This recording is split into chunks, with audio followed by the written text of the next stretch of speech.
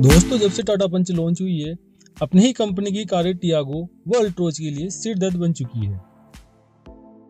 ऐसा क्यों? ऐसा क्या हो गया कि इस कार के लॉन्च होते ही टियागो व अल्ट्रोज की सेल्स में बहुत ही कमी आ गई। मैं आपको बता दूं, मेरे पास भी टियागो का टॉप मॉडल XZ प्लस है। मैं एक दिन टाटा की कंपनी में गया और इस कार को देखा तो मेरे मन में ये आया कि मैं भी अपनी इस कार को निकाल दूं और इस पंच को उठा लूं। तो मेरे जैसे सवाल और कस्टमर के दिमाग में भी आते होंगे। मैंने ऐसे कई सारे आदमी देखे हैं जो कि शोरूम में टियागो व अल्ट्रोज लेने के मूड से गए, लेकिन वो वहां पर बुकिंग पंच की कराकर आ गए। तो मैं आज उन कारणों पर बात करूंगा कि लोग टियागो अल्ट्रोज को छोड़कर पंच पर क्यों जा रहे हैं। अभी मैंने अक्टूबर 2021 में टियागो व अल्ट्रोज के सेल्स फिगर को देखा, तो ये सेल्स फिगर पिछले महीने की तुलना में लगभग आधे रह गए हैं।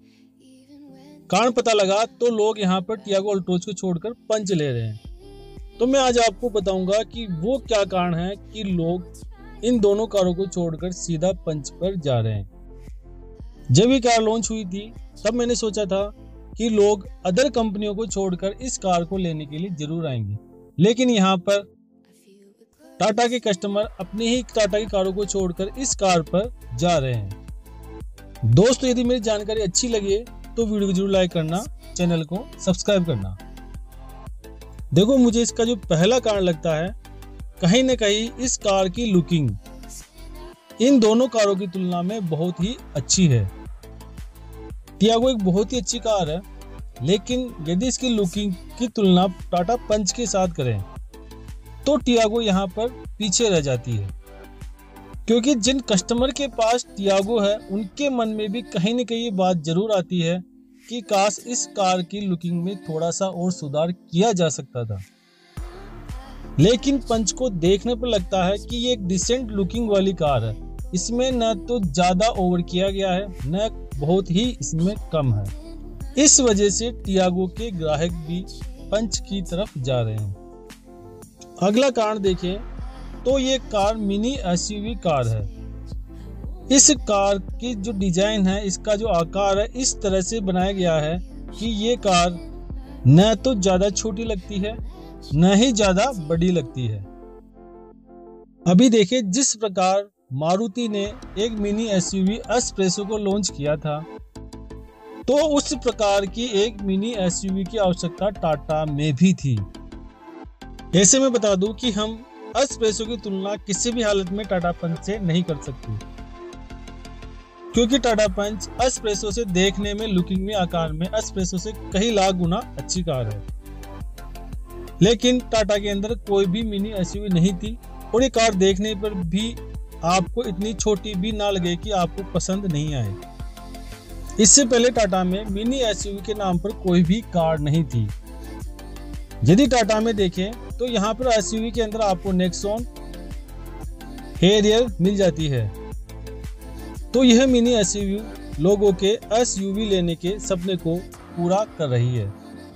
तो एक ये और कारण था कि लोग अल्ट्रोज और टियागो को छोड़कर पंच पर जा रहे हैं। यदि अगले कारण को देखें, यदि आप किसी ग्रामीण क्षेत्र में रहते हो या पहाड़ी क्षेत्र में रहते हो तो वहां पर अल्ट्रोज व टियागो से कहीं बेहतर कार ये पंच होगी, क्योंकि पहाड़ी क्षेत्रों व ग्रामीण क्षेत्रों में सही सड़कें नहीं मिलती, सड़कों पर गड्ढे बहुत ही अधिक होते हैं।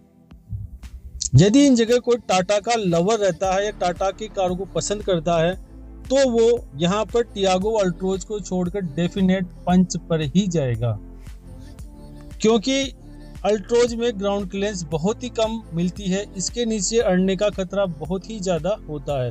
टियागो के अंदर भी थोड़ी सी ज्यादा आपको ग्राउंड क्लियरेंस मिल जाती है, लेकिन पंच में आपको बहुत ही अच्छी खासी ग्राउंड क्लियरेंस मिल जाती है।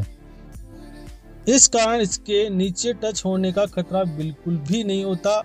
आप कच्चे रास्तों या पहाड़ी क्षेत्रों पर फ्री माइंड इस कार को चला सकते हो। इसी प्रकार अगले कारण को देखें तो मुझे इसका कारण माइलेज लगता है। टियागो का हाईवे पर माइलेज देखिए तो यह आपको 20 से 23 kmpl तक आसानी से मिल जाता है, और अल्ट्रोज के माइलेज को देखें तो अल्ट्रोज का माइलेज भी आपको 18 से 19 kmpl के बीच मिल जाता है। और इस टाटा पंच के माइलेज को देखें तो ये माइलेज भी लगभग अल्ट्रोज के माइलेज के बराबर ही है। तो यहाँ पर माइलेज में कोई विशेष अंतर नहीं है। हाँ, जरूर टियागो का माइलेज पंच के माइलेज से 2 या 3 किलोमीटर अधिक है। माइलेज में अधिक अंतर न होने के कारण भी लोग टाटा पंच पर जा रहे हैं। यदि यहाँ पर टाटा पंच कम माइलेज देती तो हो सकता था लोग माइलेज की वजह से पंच पर ना जाते। समान माइलेज देने का एक कारण और है, क्योंकि इन तीनों कारों में एक ही इंजन यूज किया गया है। अल्ट्रोज, पंच और टियागो में रेवरट्रॉन का 1.2 लीटर पेट्रोल इंजन यूज किया गया है, जो कि समान पावर उत्पन्न करता है। यहाँ पर पंच का वेट इन दोनों कारों से थोड़ा सा अधिक है, इस वजह से इसका माइलेज यहाँ पर थोड़ा सा कम है, विशेष ज्यादा अंतर नहीं है। तो ये छोटे छोटे कारण हैं जो कि आपको पंच लेने पर मजबूर कर देते हैं।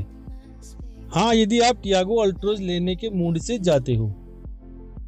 यदि मैं अगला कारण देखूं तो यहाँ पर प्राइस भी एक मेन कारण है। कंपनी ने पहले ही पंच को अधिक प्राइस में लॉन्च किया है ताकि लोग टियागो अल्ट्रोज को छोड़कर कहीं पंच पर न जाए। लेकिन कंपनी की तरकीब यहाँ पर बिल्कुल भी काम नहीं आई। पंच का जो बेस मॉडल है लगभग 6.25 लाख के आसपास आ जाता है और इसी रेट में आपको टियागो का एक्सटी मॉडल मिल जाता है। टियागो एक्सटी में आपको कुछ फीचर मिल जाते हैं जो कि पंच के बेस मॉडल में नहीं मिलते, जो कि इतनी कोई विशेष बड़ी बात नहीं। इन चीजों को आप बाहर बाजार से भी लगवा सकते हो। इस वजह से जो व्यक्ति यहाँ पर टियागो का टॉप मॉडल लेता है वो उसी प्राइस में पंच का कोई सेकंड मिड वेरिएंट ले लेता है। और यहाँ पर अल्ट्रोज की प्राइस से तुलना करें तो यहाँ पर अल्ट्रोज व पंच की प्राइस लगभग एक समान ही है, विशेष कोई ज्यादा अंतर नहीं है। तो प्राइस में विशेष अंतर न होने की वजह से भी लोग अल्ट्रोज को छोड़कर पंच पर जा रहे हैं। यदि हम यहाँ पर इन कारों के स्पेस को देखें तो यहाँ पर इन तीनों कारों में आपको अल्ट्रोज में ज्यादा स्पेस मिलता है और सबसे कम स्पेस आपको टियागो में मिलता है और पंच में इन दोनों कारों के बीच का स्पेस मिलता है। तो टियागो लेने वाला सोचता है कि यदि मैं पंच ले लूं तो मुझे अधिक स्पेस वाली कार मिल जाएगी और अल्ट्रोज व पंच की स्पेस में कोई विशेष ज्यादा अंतर नहीं है। इस वजह से यहाँ पर ये कार यहाँ पर इन दोनों कारों को मात दे रही है। और यदि दूसरे कारणों को देखें तो इस गाड़ी की परफॉर्मेंस और स्टेबिलिटी इन दोनों कारों से कहीं ज्यादा बेहतर है। इस कार में आपको अधिक बड़े और अधिक चौड़े टायर मिलते हैं। इस कारण हाईवे पर इस गाड़ी की स्टेबिलिटी इन दोनों कारों से कहीं ज्यादा अच्छी रहती है। वह चलाने में आपको अधिक मजा आता है। और ऐसे भी दिखती ही बात है कि हैचबैक कार को चलाने की तुलना में एसयूवी कार चलाना ज्यादा आसान व ज्यादा अच्छा होता है, साथ में मजेदार भी होता है। यदि एक चीज और देखूं तो रीसेल वैल्यू भी यहाँ पर कुछ हद तक कारण हो सकती है। आज के समय में मैंने देखा है कि हैचबैक कारों की तुलना में एसयूवी कार की रीसेल वैल्यू थोड़ी सी ज्यादा है। एसयूवी कार तुरंत जल्दी बिक जाती है। टाटा पंच एक एसयूवी कार होने के कारण यहाँ पर इसकी रीसेल वैल्यू कहीं न कहीं अल्ट्रोज व टियागो से ज्यादा ही होगी। आपको यहाँ पर पंच की रीसेल वैल्यू ज्यादा ही मिलेगी। इस वजह से भी यहाँ पर अल्ट्रोज व टियागो की सेल में कमी आई है। और यदि मैं लास्ट कारण की बात कर दूं तो भाई ये तो अपने मन की इच्छा है कि आप कौन सी कार लेना चाहते हो। मैंने यहाँ पर वो कारण बताए हैं जो कि मुझे लगता है कि इन कारणों की वजह से यहाँ पर अल्ट्रोज व टियागो पर भाई जो सबसे बड़ा जो कारण लगता है कि जब भी कोई व्यक्ति कार लेता है तो उसके मन में एसयूवी लेने की जरूर इच्छा होती है। वो चाहता है कि मेरे पास एक एसयूवी कार हो। और यदि आपको कम प्राइस में एक मजबूत, शानदार, अच्छा माइलेज, अच्छा इंजन व बढ़िया स्टेबिलिटी वाली एसयूवी कार मिल जाती है तो कौन छोड़ेगा इस कार को। भाई आप कौन सी कार लेना पसंद करोगे कमेंट बॉक्स में जरूर लिखना। आप टियागो लोगे, अल्ट्रोज लोगे या टाटा पंच लोगे? भाई मेरी तो इच्छा है कि मैं तो टाटा पंच लूंगा। तो ये कारण थे टाटा पंच के अधिक बिकने के। कोई और कारण हो तो आप कमेंट बॉक्स में जरूर लिखें। अगले वीडियो में मिलते हैं। धन्यवाद दोस्तों।